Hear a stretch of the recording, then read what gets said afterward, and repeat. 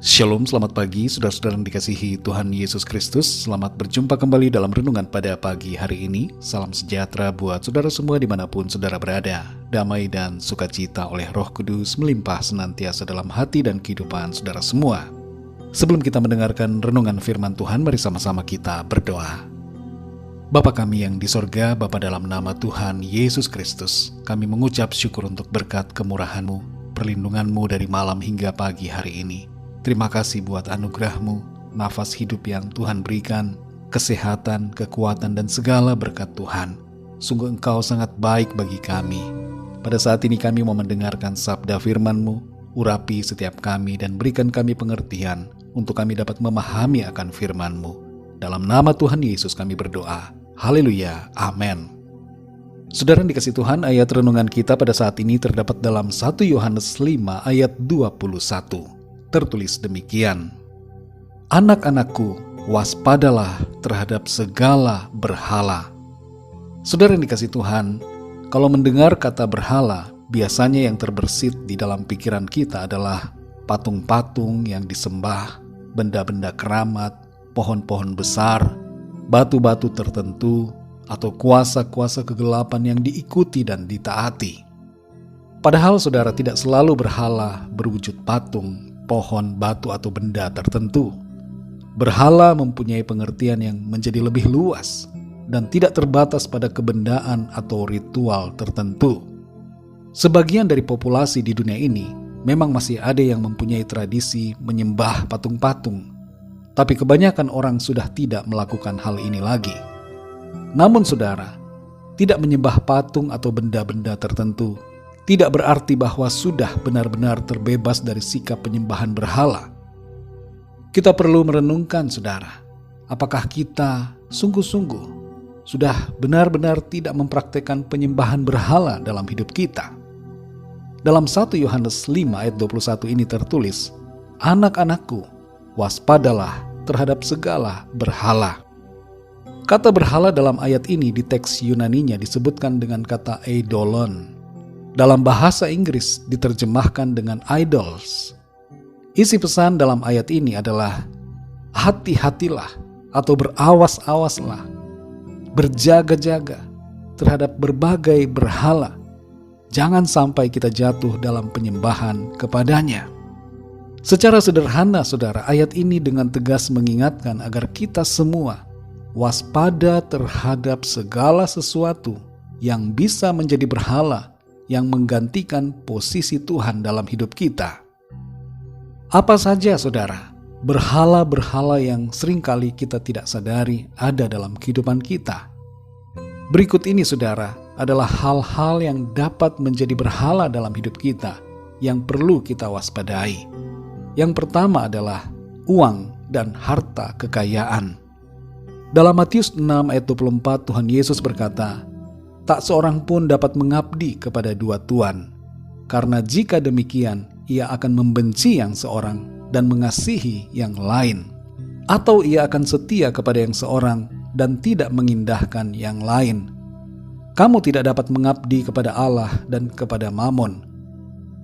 Orang-orang yang memberhalakan uang dan harta atau Mamon akan melepaskan nilai-nilai kebenaran demi memiliki apa yang diinginkannya. Yang kedua, saudara, kesuksesan duniawi. Sebagian dari kita diajarkan dengan begitu rupa untuk berjuang agar sukses di dunia. Sebenarnya, saudara, tidak ada yang salah dengan kesuksesan.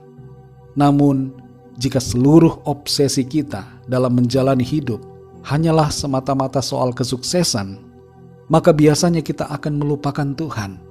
Dan ini yang membuat kita salah jalan. Yang ketiga, saudara, kekuasaan. Ada quote mengatakan, untuk melihat sifat seseorang, beri dia kekuasaan. Ketika kita punya kekuasaan, apakah kita bersikap yang benar seturut firman Tuhan? Ataukah sebaliknya, kekuasaan menjadi berhala kita? Yang keempat, saudara, pekerjaan. Banyak orang membiarkan dirinya diperbudak dengan pekerjaan yang membuatnya tidak lagi mementingkan Tuhan dalam hidupnya. Demi pekerjaan segala sesuatu dilakukan dan Tuhan diabaikan. Dan hal ini dilakukan karena kekhawatiran dan juga ketamakan. Yang kelima, saudara, diri sendiri. Dalam budaya yang didorong oleh penampilan dan status, sifat narsistik mudah masuk ke dalam hati kita. Ketika kita fokus pada diri sendiri, kita sebenarnya sedang memisahkan diri kita dari Tuhan. Ingatlah saudara, kita harus lebih mengasihi Tuhan daripada diri kita sendiri. Saudara yang dikasihi Tuhan, marilah kita ambil sikap perubahan.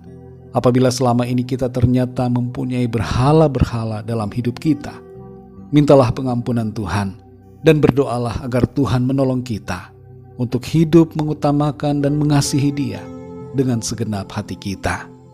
Kasih karunia Tuhan akan memampukan saudara dan saya. Mari kita berdoa, saudara.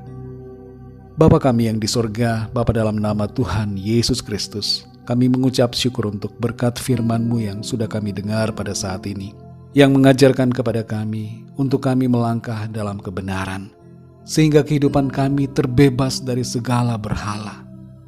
Kami menyadari dan mengerti pada saat ini, berhala bukanlah hanya soal benda-benda, ritual tertentu atau patung-patung yang disembah.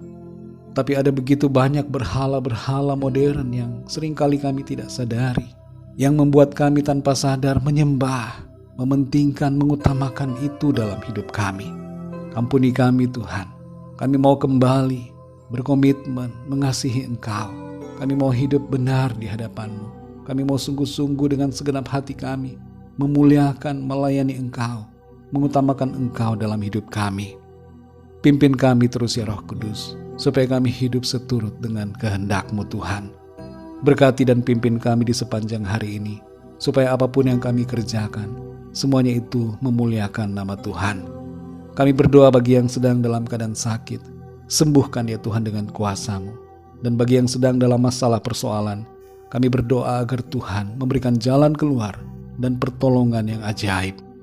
Terima kasih Bapa di sorga, dalam nama-Mu yang kudus, nama Tuhan Yesus Kristus, kami sudah berdoa dan mengucap syukur. Haleluya. Mari sama-sama kita berdoa, doa Bapa kami. Bapa kami yang di sorga, dikuduskanlah nama-Mu, datanglah kerajaan-Mu, jadilah kehendak-Mu di bumi seperti di sorga. Berikanlah kami pada hari ini makanan kami yang secukupnya. Dan ampunilah kami akan kesalahan kami, seperti kami pun mengampuni orang yang bersalah kepada kami.